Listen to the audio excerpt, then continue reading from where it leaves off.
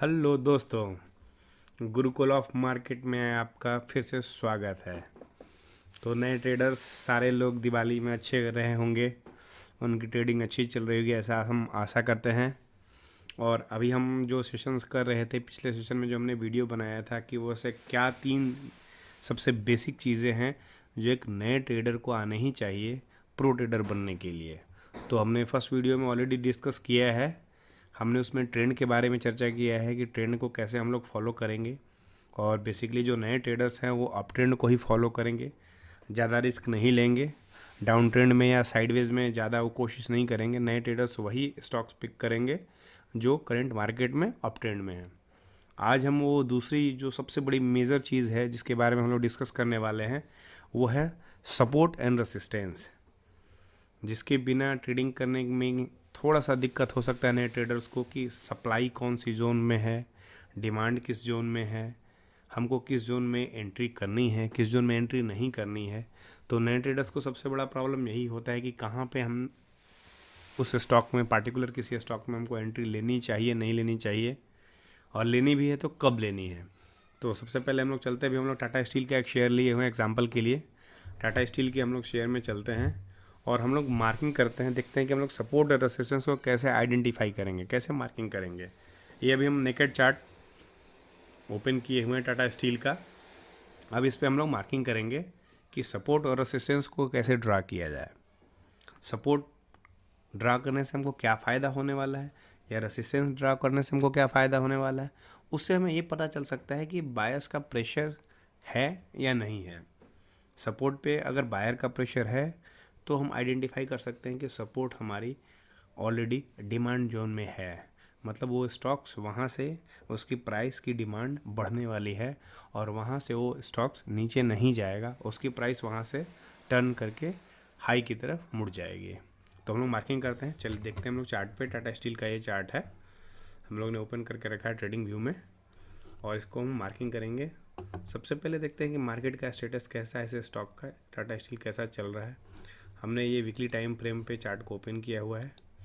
Daily time frame पे देखते हैं टाटा स्टील को। जैसा चार्ट देखने से लग रहा है टाटा स्टील अभी करंट के मार्केट में डाउन ट्रेंड को फॉलो करते हुए आ रही है, काफ़ी करेक्ट हुई है। 150 तक इसने हाई बनाया हुआ था, वहाँ से फिर करेक्ट होते होते थे ये 100 के आसपास, 104 के आसपास ये ट्रेडिंग कर रही है अभी। वीकली टाइम फ्रेम पे हम लोग स्विच करेंगे इसको, और यहाँ पे हम लोग मार्किंग करने की कोशिश करते हैं।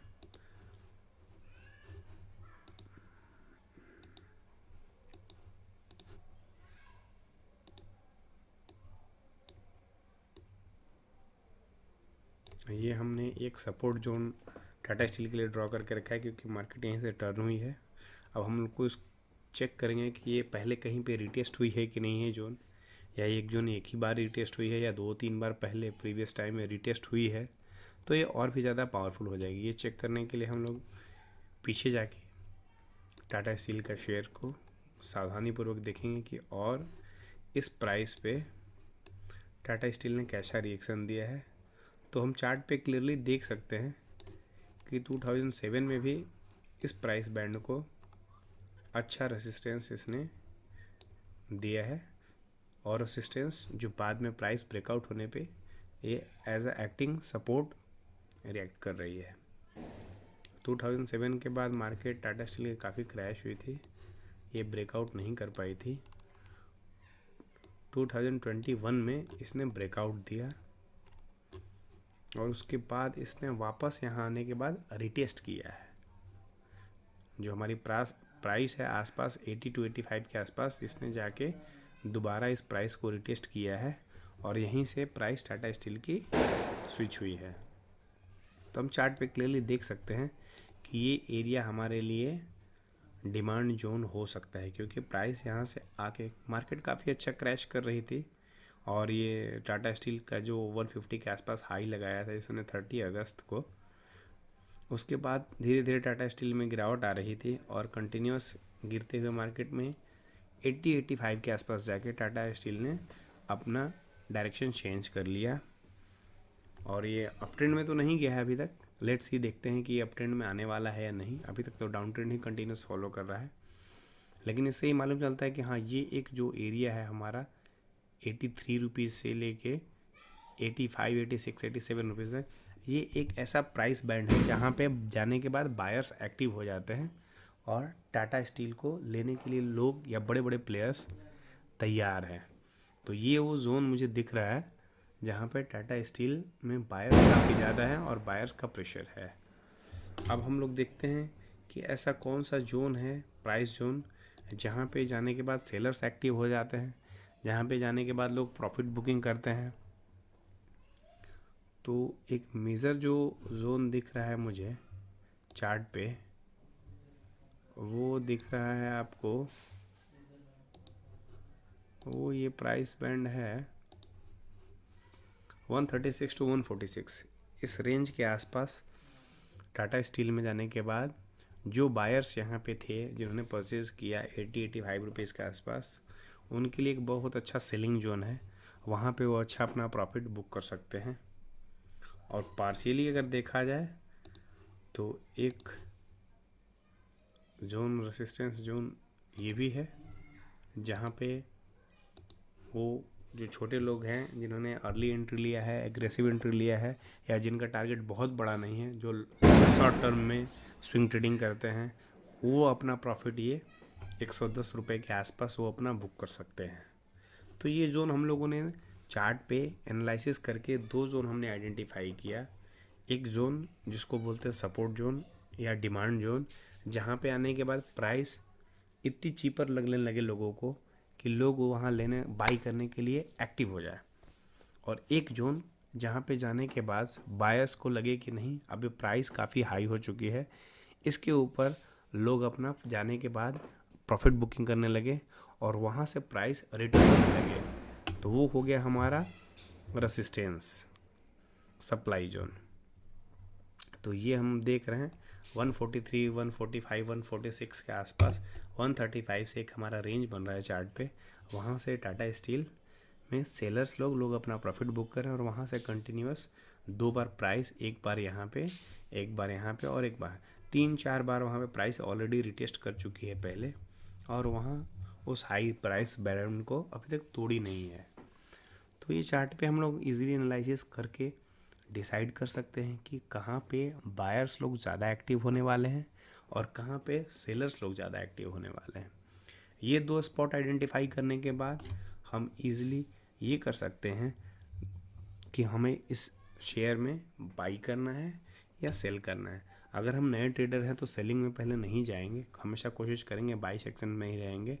अगर आप ऑलरेडी 3-4 साल 5 साल का अगर आपका ट्रेडिंग एक्सपीरियंस है और आप अच्छा ट्रेडिंग में कर रहे हैं, आपकी पोर्टफोलियो पॉजिटिव है, अभी तक प्रॉफिट एंड लॉस स्टेटमेंट अच्छा है, तो आप सेलिंग सेक्शन में भी जा सकते हैं, सेलिंग जोन में भी जा सकते हैं, फ्यूचर में जाके सेल कर सकते हैं। क्योंकि इक्विटी में तो आप सेल कर नहीं सकते, अगर सेल भी होगा तो केवल 1 डे के लिए होगा, आप उसको कैरी फॉरवर्ड नेक्स्ट डे के लिए नहीं कर सकते। लेकिन फ्यूचर एंड ऑप्शन में आप सेलिंग कर सकते हैं, लेकिन नए ट्रेडर्स के लिए वो बहुत ही रिस्की होगा।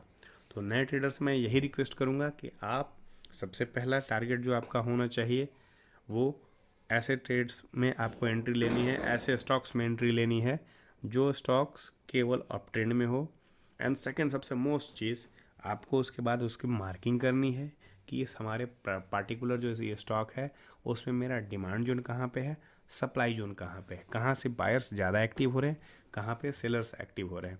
तो आपने फर्स्ट वीडियो को देख के क्लियरली आइडेंटिफाई कर लिया होगा कि हाँ, मार्केट अभी कौन से ट्रेंड में चल रहा है, अप ट्रेंड में चल रहा है या डाउन ट्रेंड या साइडवेज में।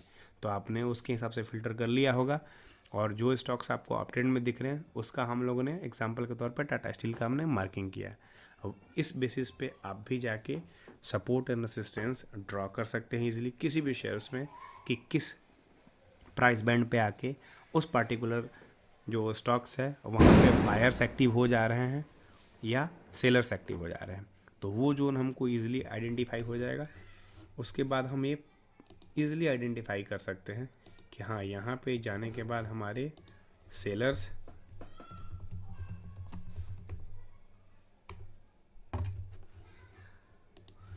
ये हमारा रेसिस्टेंस हो गया, जहाँ पे जाने के बाद सेलर्स एक्टिवेट हो रहे हैं, और ये हमारा बायर जोन हो गया जहाँ पे आने के बाद बायर्स लोग ज़्यादा एक्टिव हो रहे हैं। तो ये हमने 2 जोन क्लियरली चार्ट पे आइडेंटिफाई कर लिया है, मार्किंग भी कर लिया है। अब हम इसके मार्किंग करने के बाद हम इस पे देखेंगे कि हमें कहाँ पे एंट्री मिल सकती है, ताकि हम इस स्टॉक्स में अपना एंट्री बना सकें।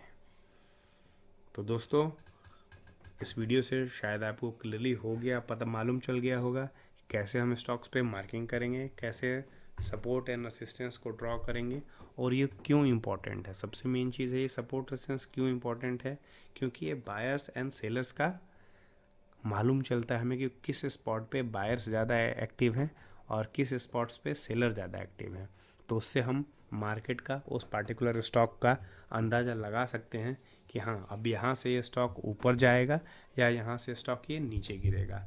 तो हम उस स्टॉक्स में एंट्री ले सकते हैं, बाई कर सकते हैं या सेल कर सकते हैं। इन केस ऑफ अगर वो पार्टिकुलर स्टॉक अगर सपोर्ट के आसपास है, प्राइस उसके आसपास चल रही है और सपोर्ट को ऑलरेडी रिटेस्ट करके बिना ब्रेक किए हुए प्राइस अगर उसके ऊपर जा रही है, इससे डायरेक्टली क्लियरली पता चलता है कि ये स्टॉक्स सपोर्ट रेंज के ऊपर चल रही है, बायर्स उसमें एक्टिव हो चुके हैं और प्राइस टर्न करके प्राइस ऊपर जाने वाली है। उसी तरह अगर कोई स्टॉक्स रेसिस्टेंस जोन के बनाने के बाद टर्न कर जाती है और डाउन साइड में चली जाती है, तो उससे क्लियरली पता चल जाता है। जैसे आप ये स्पॉट पे देख पा रहे होंगे, ये आपका टाइमिंग है, मार्च का टाइम है, मार्च का 28 मार्च के आसपास। यहाँ पे आप देख रहे हैं ये टाटा स्टील जो अगस्त में 146 के प्राइस रेंज पे ट्रेड कर रही थी, स्लोली ये डाउन ट्रेंड में जाने लगी। अगेन जो पार्शियल हमारा रेसिस्टेंस था एक्टिंग एज सपोर्ट कर रहा था और यहाँ से प्राइस कुछ दिन साइडवेज जाने के बाद अगेन टर्न कर जाती है अपवर्ड डायरेक्शन में और ये जाती है और ये दोबारा रेसिस्टेंस को चेक करती है। लेकिन इस बार भी ये यहाँ पे तोड़ नहीं पाती इस प्राइस बैंड को।